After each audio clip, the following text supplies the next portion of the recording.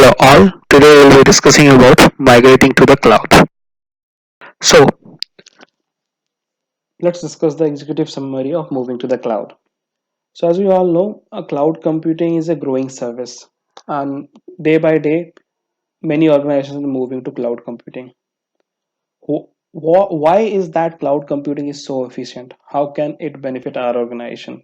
These are the basic questions that we will look before moving to the cloud, and other organizations also take into consideration before migrating to the cloud.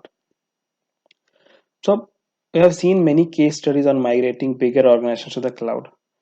The focus of our project is to migrate a small, let's focus on a small case study, which says the focus of this project is to migrate a small non-profit organization with a maximum of 20 employees to the cloud. Okay, with the limited budget of the NPO, the first goal will be on determining the costs and the benefits of the migration to the cloud. You know, in today's days, many cloud services have emerged and are more affordable for small NPOs. With these cloud providers working with non-profit organizations, what does it do? It allows smaller organizations to have a big piece of technology pie without giving a big piece of their funds. You know, pay as you go model, as what we call. So many of these services offered have been tailored to allow for the organizations to implement them without a big cost of labor from the organizations.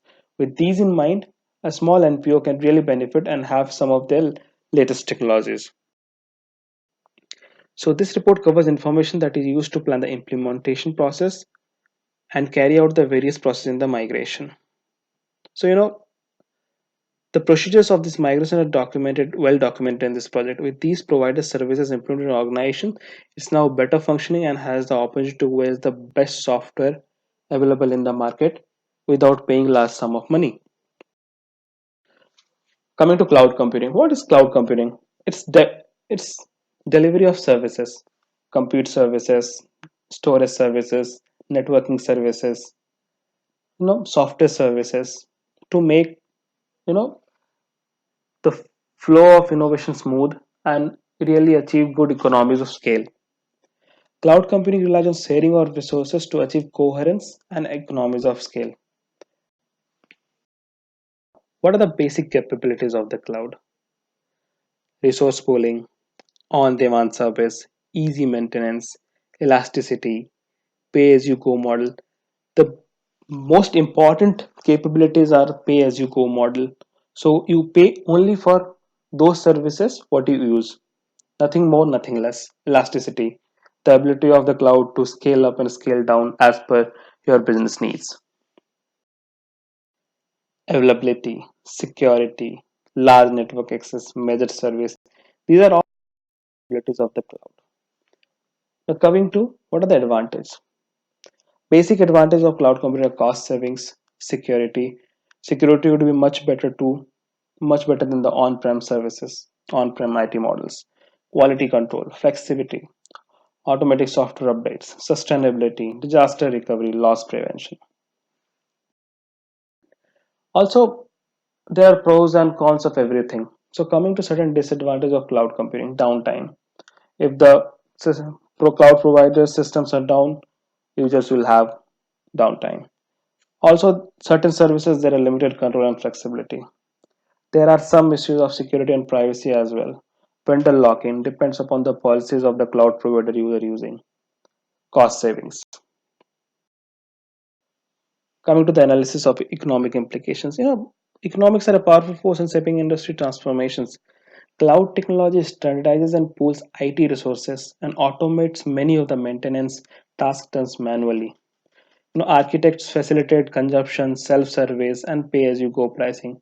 The cloud also allows core IT infrastructure to be brought into large data centers that take advantage of the significant economies of scale in three areas: supply side savings, large scale data centers, and lower cost per server.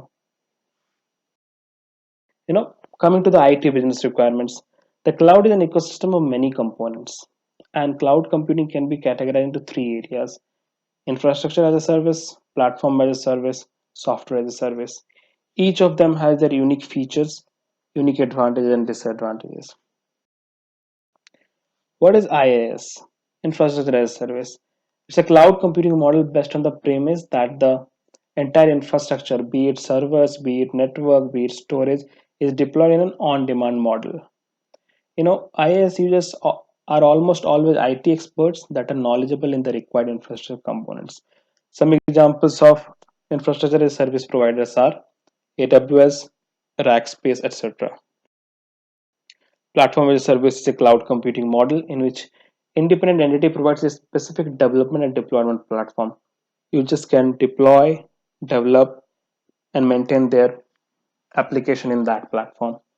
Some some providers of PaaS are Salesforce, Engineer, SaaS, software as a service, where the user everything is provided to the user. User uses their API to use the services of a SaaS provider. Example: SWOT analysis. You know, coming to our organization, the strengths that we have are we have exclusive patents and the pool of engineers. There are certain tangible assets when it comes in terms of money. You know, location which we are is bad. There are certain changes coming to the regulation which can provide better profit and better economies of scale for us. There are also some threats for us, like the competitors poaching our engineers, computers coming with low cost solutions. We need to be aware of them. So, cloud computing is the next step in an ongoing evolution of IT. With the things going right now, I think right now is the best and perfect time for us to move to cloud for better services, cost savings, better security services, and all that. You know, most of the work is confined to a few papers in cooperative and non-cooperative game theory. Cloud moves applications and content of personal computers to various type of platforms and make both consumer produce and purchase content available in increasingly device and location agnostic ways.